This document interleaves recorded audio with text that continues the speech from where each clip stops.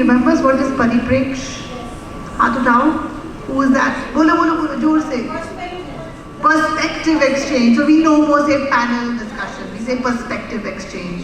So moving over to the next one, ma'am, please have a seat. I would like to call on Saumya Sharan. Welcome on stage, ma'am. Saumya is a clinical psychologist and senior lead head of content at MindOn. And we have an award for you that's pending, right? Yes, that's right. So thank you. We next have with us Priya Manohar, head of Poorna Academia. Welcome, Priya. कोई तालियां नहीं बजाता यार, कैसे करेंगे यार? People are coming on stage. We already have on stage the lovely Suman Sood. She's the director of BD Memorial and a national core committee member at the Early Childhood Association. Another round of applause. She's been keeping the time for all of us. And to moderate them, we have Urvashi Warman, principal of the Palace School. Loud round of applause for the pretty gorgeous Urvashi Warman. And they are going to speak to us today about, I like that, everyone's rooting for, yes ma'am, go for it. Learning about culture and diversity through storybooks. That's their conversation today, and we'll take it from there. Thank you.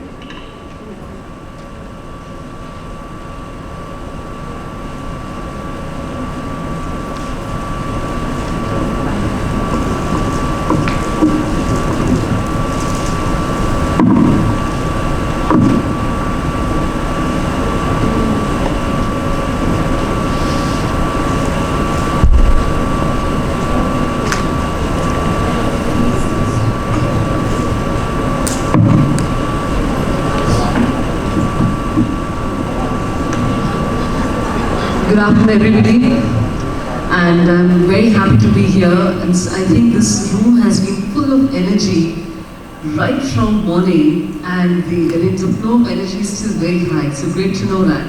And I'm very happy to be here among such an eminent panel over here. And I think all of you are just apt to discuss on these issues, what I've come to understand about the panel.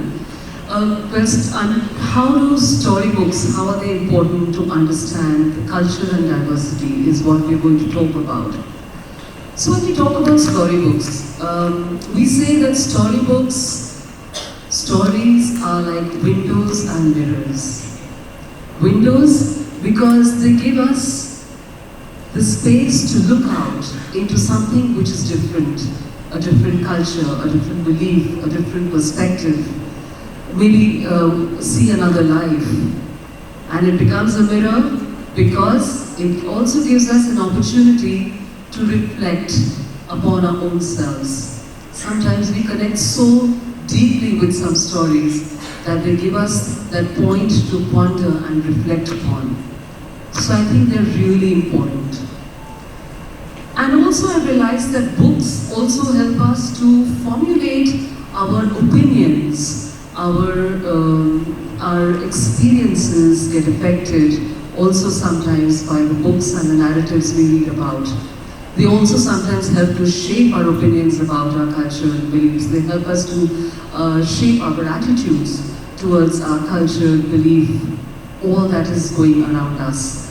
So I think they are really important, very important tools to understand culture and diversity. So my first question to you, Priya, is how do you think storybooks help in a child's learning? Do they really contribute to a child's development? A very good afternoon to the distinguished moderator, Urvashi ma'am, the lovely panelists, Saumya ma'am and Suman ma'am, and the discerning audience, educators. That is, ma'am, to begin with, seemingly a very simple question, but actually very pertinent. So the thing is that we really need to think a little deeper about what we mean by learning. Is learning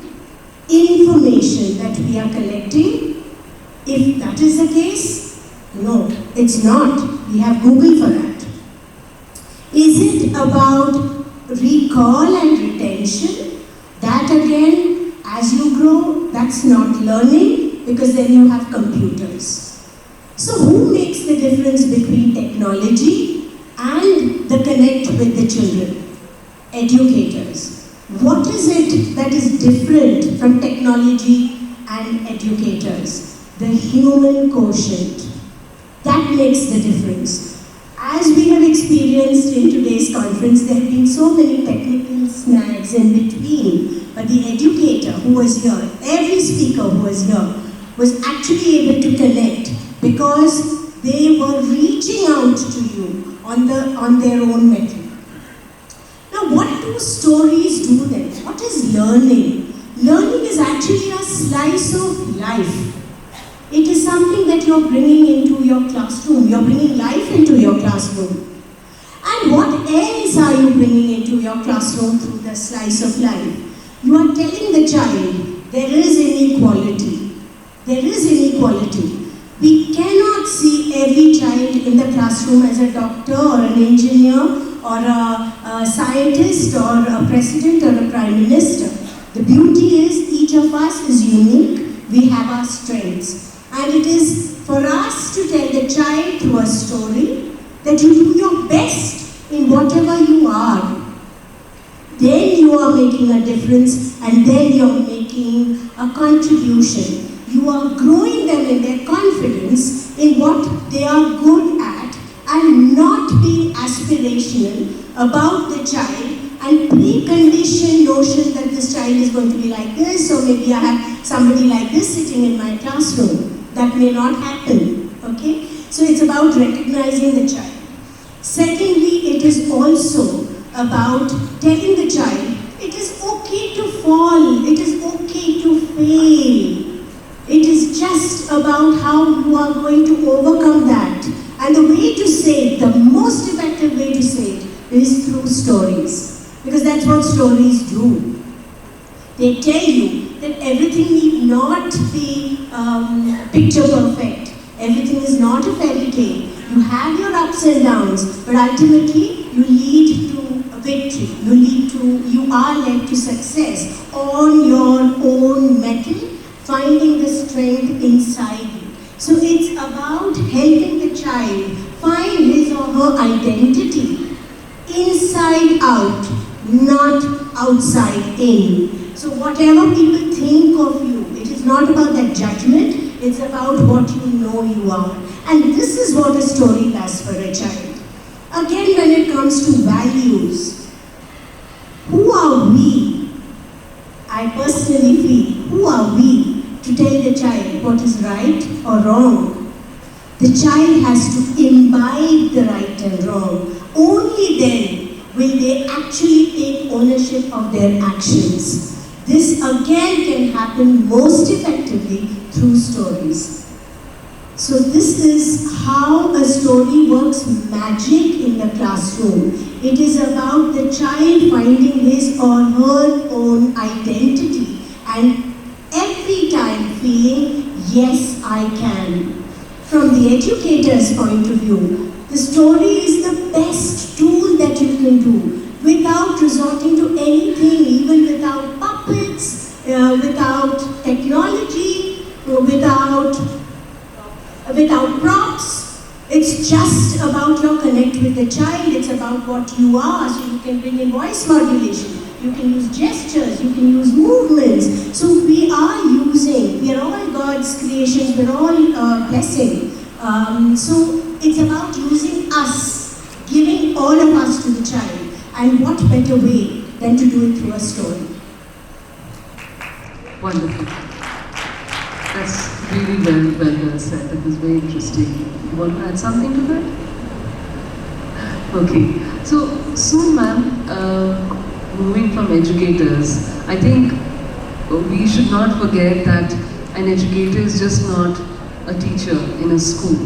Anybody from whom the child gets to learn something would be an educator in the child's life. And I think in this, grandparents play a very important role. And so, Suman ma'am, do you think grandma stories, Dadi or Nani ki kahaniyan, do you think they also provide a window to the child to understand culture and diversity? Absolutely. This is the most wonderful way, I think, for any grandparent to connect with the grandchildren, and also for grandchildren to learn, especially about culture and diversity. I remember when I was a young girl, I remember my grandfather's stories. So during the time of partition, he was there helping people who were affected very badly, and he helped people of all religions and race, and along with him many other people helped. So when he would narrate those stories to us, so I remember these stories have had a great impact on me while during my growing up years, and I understood the situation that was there at that time. The same kind of stories about freedom, about our struggle for freedom, about the freedom fighters, and about, even about culture, about how festivals are celebrated. These kind of stories. Now, as a grandmother, when I tell my grandchildren, I see that awe and wonder in their eyes. A very small incident I remember. Now, I have a 3-year-old granddaughter. She's the youngest granddaughter. Eldest one is 11 years old. So this youngest granddaughter, she saw me wearing sari for the first time because she is based in London. She's not seen me in a sari before. So when I was wearing a sari, when I was taking out the sari to wear, she looked at the length and she said, "Oh, what a big scarf, Dadi." So, I realized she doesn't know what a sari is. So it was like, I explained it to her, this is a dress and how we wear it. And then I thought to myself, why not weave stories around these kind of things? So that our children, they understand about the dress that is there in our culture, about things like a bindi. She was so attracted to the bindi. So these, even about dishes, about what we make during the festivals and what we have, the rituals that we follow during festivals.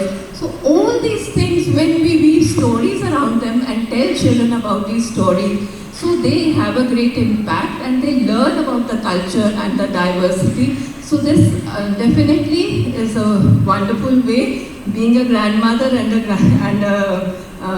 being Dadi, and I know about Nanis also, how beautifully they affect when children are growing up, they learn a lot. And as Priya ma'am had said, values also we can teach them through these stories. And if we just talk to a child about abstract things, they don't understand. But when we tell them in the same thing in a concrete manner in the form of a story, so definitely the learning is more, and also they absorb, because at that early stage, the absorption is there. So that the need to understand becomes even more, and children are able to bring it in their behavior. So they are able to, because otherwise they don't really understand what are the norms of behavior that they should follow.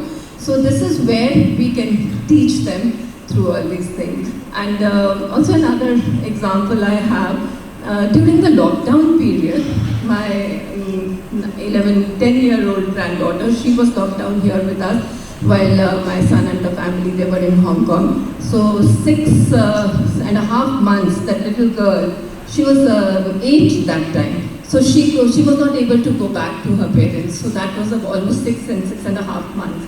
So I know how storytelling affected her. That was the only thing which made her go to bed at night. Otherwise, even all children they love watching cartoons, they love watching, whatever is there on the screen, so they love all that. But that also did not help her, but she would cling to me and she would say, "Dadi, story time." So that with that story, and that helped me and her to get through that period of time. So I think there is no other better way. So Dadi Nani ki kahaniyan zindabad. Absolutely, I think nothing can beat that, because even I remember that how I got introduced to our culture was through the stories my Dadi narrated to me. So that was how I first understood what Ramayana was all about. Who was Ram, who was Sita. There was nobody to tell us. And during those days, of course, we had no YouTube and no Google and nothing. Today, in this day and age, a 1-year-old child knows how to browse through and find whatever he wants to see of his, on his own. But we had only our grandparents at that time, or maybe we could depend on the books in the library to find what we required. So, and a beautiful way, not only to get a window into our own culture, but also to fulfill our emotional needs for the bond that it is created through stories. So that was really very nice. Thank you so much, ma'am.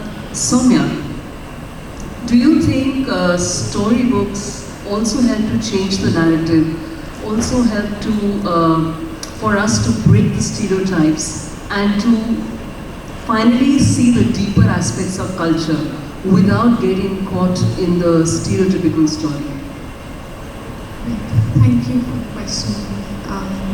So if we look at storybooks, if we look at stories in general, so stories condition our brain to make sense out of this world.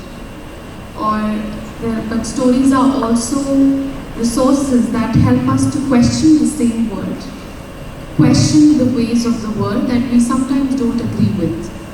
So it can be something which can be a gateway to understand the world, but also something to help give you that voice if you don't agree with a certain part, and be brave enough to do that. So taking from there and talking about narratives and stereotypes when it comes to storybooks, I feel storybooks is not just limited to readers, people who read storybooks. I think it creates an entire generation of people who start to look at the world a certain way.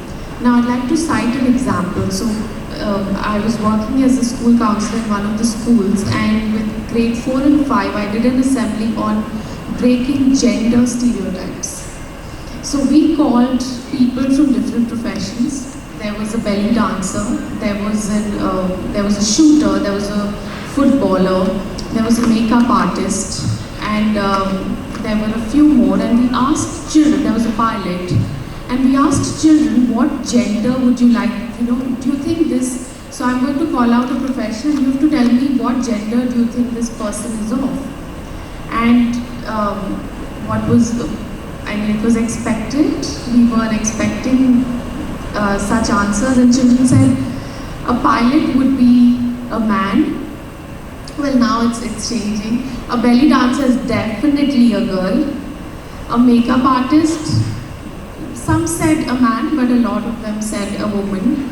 A footballer has to be a boy for most of them.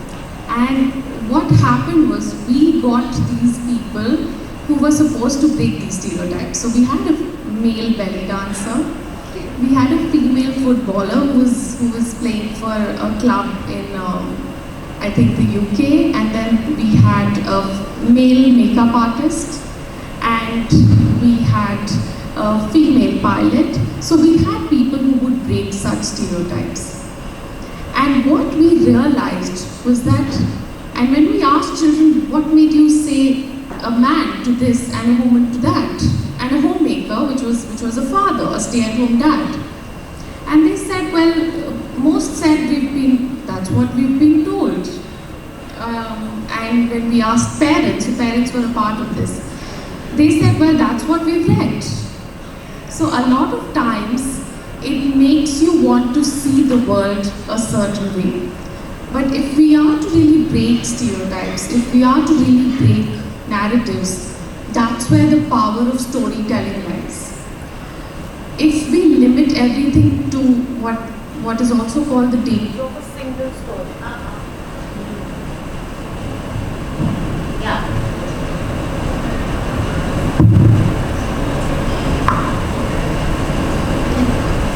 So if we, if I say the danger of a single story, so a woman can be a homemaker, but can also be a pilot, can also choose to do things her own way. Goldilocks can have black hair as well. I think, if we look at so many different things, if we look at novels, if we look at fairy tales, I think a princess can be a certain color, can look a certain way. And that's when you add more stories to a certain type of culture, to a certain type of people. You're adding more stories to it, and you're not limiting it to a single story. That's when stereotypes break.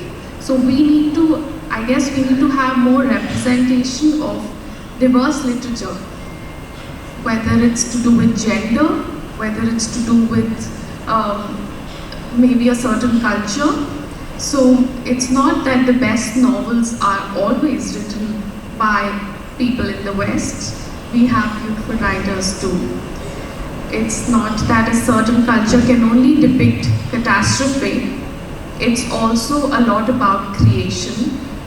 It's not that you associate a certain country or a certain region with just catastrophe or destruction, but there are also people there who are creating something, who are educating, who are educators, who are leaders. So I think when you add more to a single story, you represent diverse needs. That's when you're able to break stereotypes and narratives.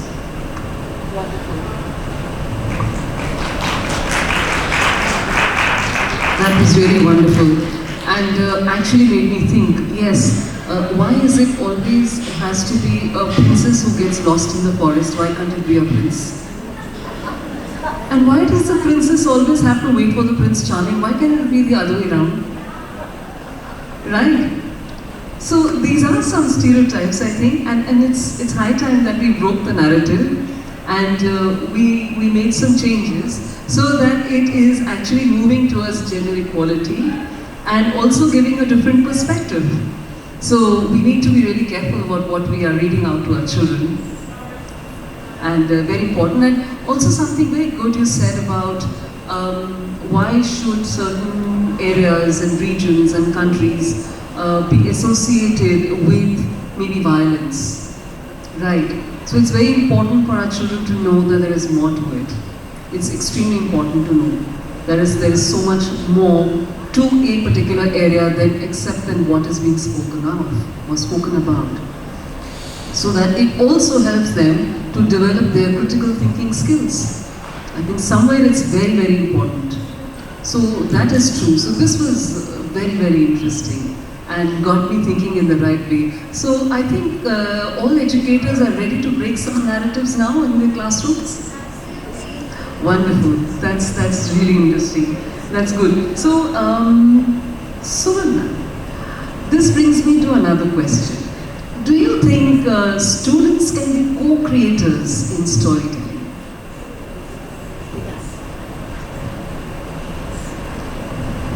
Definitely, and I think this should be encouraged vastly by the educators as well as by the parents, because as you said about children talking, why can't there be different endings, or why can't there be different perspectives? So to encourage different perspectives, we need to encourage children to think, and we need to encourage them to create their own stories. So, well, this happens to me also. When I am narrating a story, I start creating my own story. But then that is another thing. Next day when I am repeating the same story, it is changed to another one. And then my grandchildren, they pounce at me, but yesterday you said that, you didn't say this. So that made me think, and many times, I involved them. I said, okay, now let's make up our own story. And they love it. So this is what we need to do. We need to ask them, give them maybe a leading question. So what happened next? Let us think, now what happened next? So when we do a story together, when we create it together, we lead children to think, and they start coming up with wonderful ideas, with beautiful narrations. Sometimes you wonder, where are they getting all these ideas from? So Farida in her PowerPoint also, she had mentioned, how we are really, it is amazing, it's awesome to see how beautifully children come, because they're full of ideas, they're full of their curiosity also leads them to different ideas.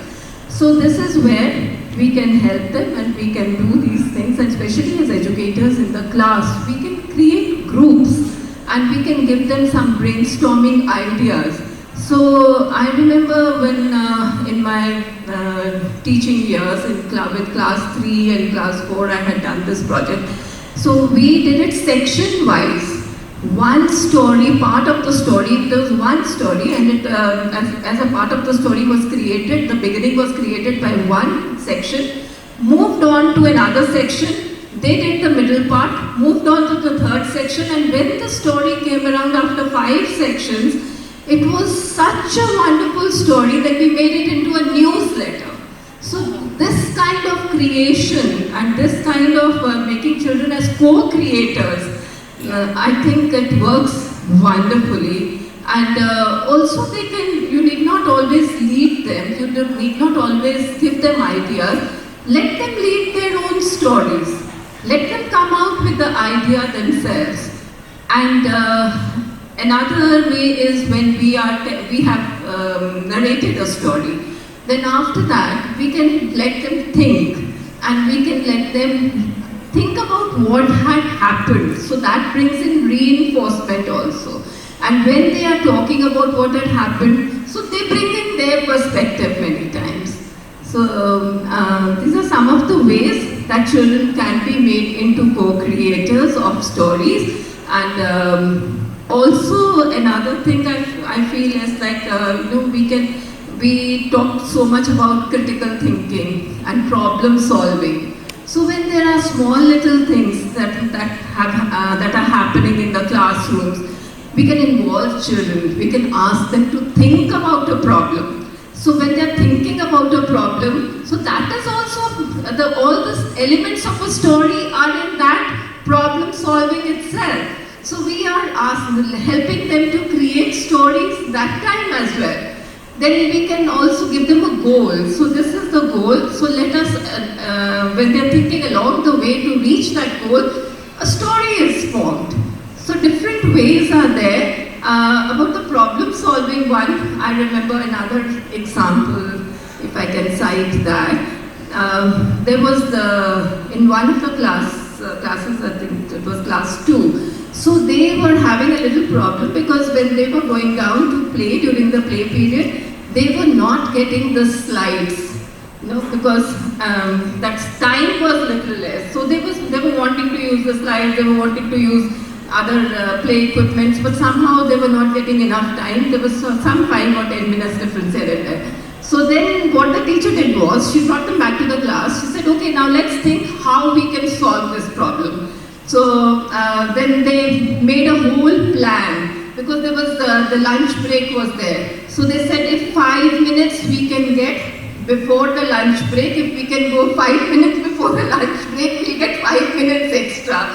So, this is a kind of their way of solving a problem. So these kind of things, we can think about some strategies and help children to become co-creators in our stories. They can change endings, they can bring in new beginnings, they can, as Ma'am has said about changing the color of. So our Indian names, they always have beautiful meanings. So they could delve into the meaning of the name and maybe find out, the parents could also help them to find out what goes behind that name, and then probably weave a story of his or own self with that name. So why was that name given? So every child can frame his own story, connecting it to the culture, and that's how they will also learn to make their own narratives. That could be one possible way. Also to get them interested in history. You understand the different way of approaching history for them at a very young age, and they can always find out the history behind the name and then frame a story out of it, and that's how we introduce them to our culture. That could also be done. It's another very important part in storybooks, I think for children especially, is the imagery that goes with it. So Priya, would you like to talk something about the importance of imagery, and how it can help us, again, to understand and to enrich the children about the diversity and diverseness and the cultural beliefs that we hold? Text in a book comes alive through pictures. It is always the picture that speaks louder than the text, especially in early childhood, because children are unable to read the text. But the pictures, the visuals speak to them. This is true not only for children, it's true for adults too. That is why we have so many presentations which are visual, rather than the speaker just speaking. There's always some support there, showing you images. So when you put text onto a presentation, there's always some image that is accompanied with that. Okay, so definitely the visual imagery cannot, the importance of visual and imagery cannot be diminished in any way. The most important thing also is, all of us, of course, our learning styles may be different, our children's learning styles may be different. There may be visual, there may be auditory, there may be kinesthetic, but the most important thing is, many of us, majority of us are visual learners. So that is why colors excite us. The way we look, form, shape, everything excites us. And that is depicted in pictures. So if you look at, if I were to speak for myself, memories of Amar Chitra Katha come to me.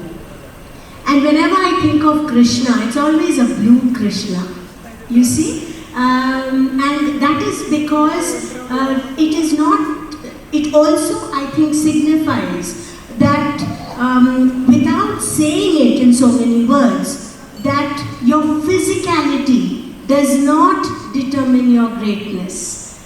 You are beyond your physicality. So it could be colors, it could be in the language of colors that you're reaching out to your children in your text. It could be through the different kinds of illustrations. It could be even the styles, the illustration styles are so different. It is the identity of the illustrator there speaking to you. What kind of illustration are you showing to your child? So in a way, it is also telling the child that a book is unique. A storybook is also unique, just as all of us are. Every book has a character, and the character is determined not just by the author and the text that goes into it, but definitely also with the visual imagery. Wonderful. I think also when we talk of illustrations and imagery, another thing that could be done is probably just let the child have a look at the illustration and let him speak what he can make out of it, what he understands, or maybe they can weave their own stories. And after they have made their own stories, probably then the teacher can read out what the story is all about. So again, there is so much of co-creation happening. And as you were speaking, it also occurred to me that visual inputs and illustrations are also very important to break stereotypes of what we spoke earlier. If you, I don't know how many of you recall, at least when I was in school, whenever we would open the book and there was this, this chapter on my family. And whenever there is a family, the picture that we see is father is sitting in the drawing room, with his legs crossed reading a newspaper, and the mother is in the kitchen cooking. Right? And that's how we grew up. A woman in the kitchen and the man sitting in the drawing room. Right? So again, powerful. Imagery is so powerful to set our stereotypical thinking also. And now even if you think, come to your science and social science books. What is the image of the farmer they will all show? In a patawa Purana dhoti, bare-chested, with one big hull at the back. Thin, scrawny man with the skeletons which can be seen. I think it's time we change the narrative that today's farmer is just not like that at all. We have got IITians, engineers, doctors who have chucked up their careers and taken to farming. Yes? So don't you think that important to change the visual narratives in what we see and read. So that at least the child is also able to relate and say, as a career, I wish to be a farmer. Nobody says that. Because the only thing he remembers is वो गरीब किसान जिसकी हड्डियाँ निकली और वो हल जोत रहा और पसीने में लटपट है. But that is not what it is. I mean, do you think what I'm saying is right? Does it make sense? Yes? So see how powerful imagery can also be where books are concerned. So again, as we say, the need of the hour is to break the narrative and to make so many changes wherein we can see so many things are changing around us. And it's important to keep in sync with those changes. So that is there. All right, much to think about. Saumya, I have a question for you. Do you think storybooks, stories which imbibe or have the thought of inclusivity in them, can help children to become more sensitive towards their peer group or maybe towards other children with special needs? Do you think it can help in any way? Absolutely. I think one of the most powerful change makers are storybooks or stories. When I was just reading about books that have stories around children who are differently abled, I came across a research which said that less than 6% of books in the world are on inclusivity or talk about inclusivity. So when we look at millions and millions of books, it's a very small number. And I think we remember a wonder. We remember that book Wonder, which has been made into a movie. We remember A Fish in the Tree. We remember a boy with big, big feelings. But there are only some of them. Sensitization is a process. It's a process that involves gradual steps, small steps taken on a very regular basis, where children are exposed again to a different narrative, where let's say a story is about a child who's differently able, but that's not the only thing that defines the child. They also delve deeper into the personality of the child. What else is fascinating about the child, except for the part that, I mean, of course it's great and we need to know about the diagnosis and how well we can be around such children or such people, but what is also required is that we understand that it's a person first and then the diagnosis comes later. So it's a person first narrative that needs to come in, and that will come through books. Books like Wonder has started to create that change. A Fish in the Tree or Pink and Blue, when it comes to breaking gender stereotypes. So a lot of these books have, or Ara the Engineer, so these books have started to really talk about how we can't just define people by their differing abilities or just understand the diagnosis and feel that we are being inclusive to them. That if we have access to that information, that is inclusivity. That's just the beginning. We need to understand, and that's what sensitization is. How to delve deeper and reach that person, reach the personality and the wonderful things about that person, along with this other fact. That's all. But I think one of the most powerful tools, again, storybooks. When I struggle with children sometimes in my therapy sessions, and nothing can open them up but a point where I say, would you like to listen to a story? And say, okay, fine. That's the only thing that cracks them up. So yes, I think it's very powerful.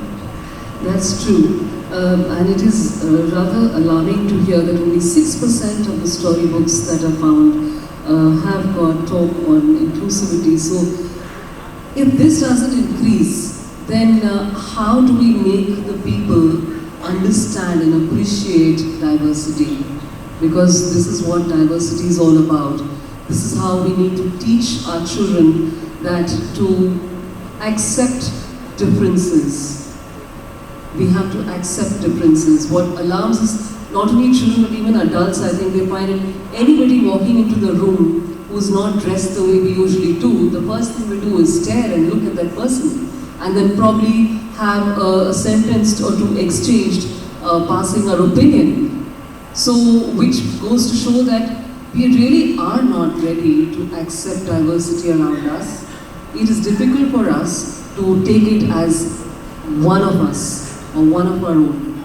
And this is what I think is very important, and one of the powerful processes, as you said, that was a very beautiful thing you said about it being a process, and there are a lot of steps involved, and I think stories can play a very important part, and it will be an important step in that direction to accept diversity, isn't it?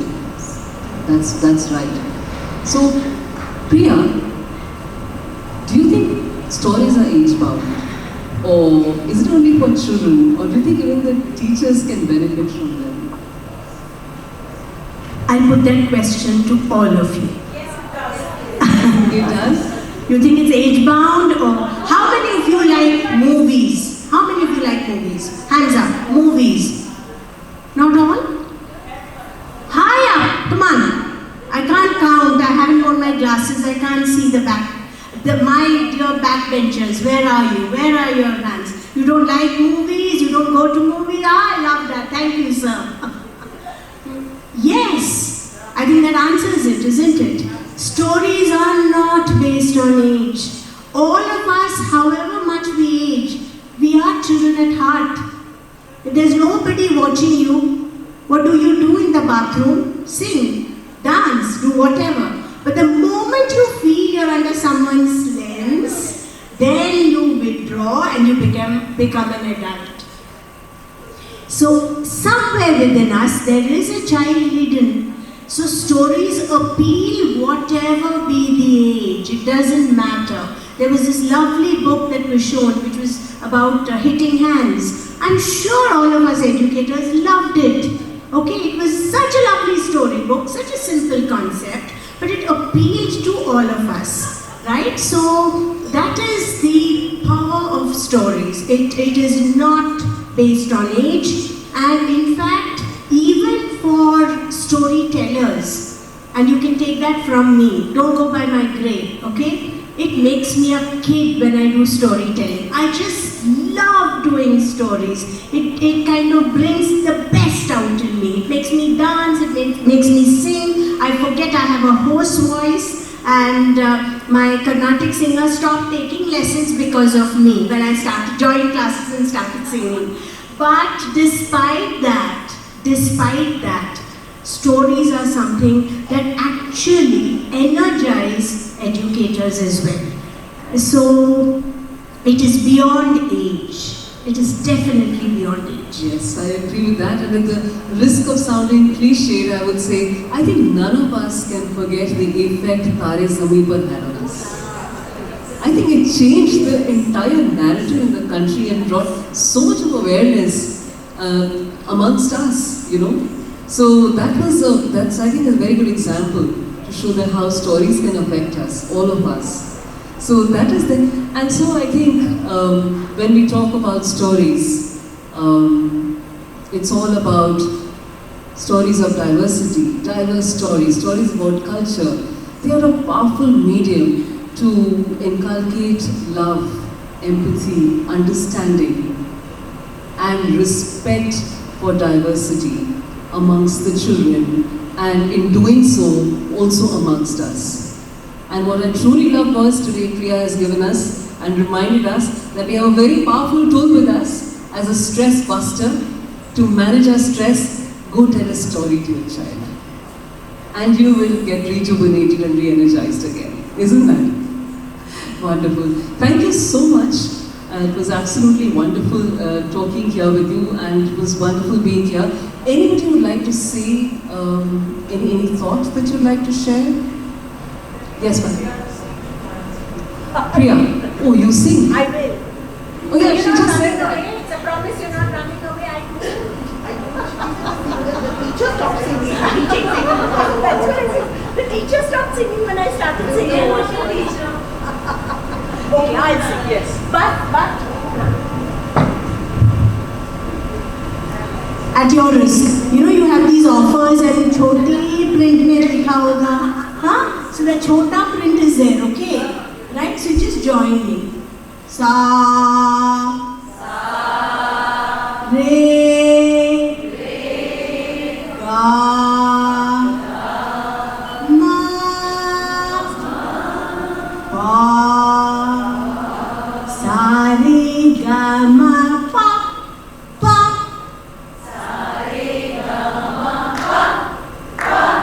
Sa re ga ma pa pa. Sa re ga ma pa pa pa pa pa pa papad. Pa pa pa pa papad. Pa pa pa pa puri. Ba ba ba ba batura.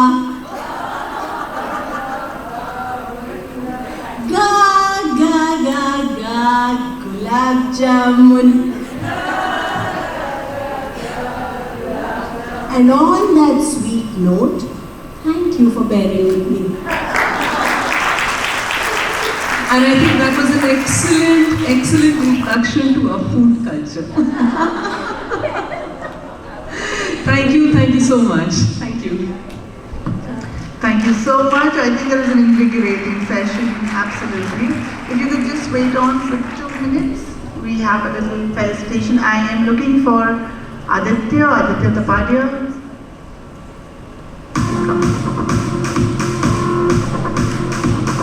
So until we wait for Aditya to come in, I would like to give out the book award when we were announcing the book awards at the beginning of the show.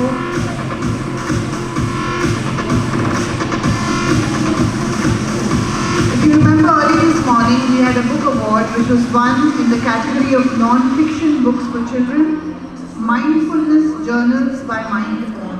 I'd like to call upon Harsha on stage to please felicitate Saumya.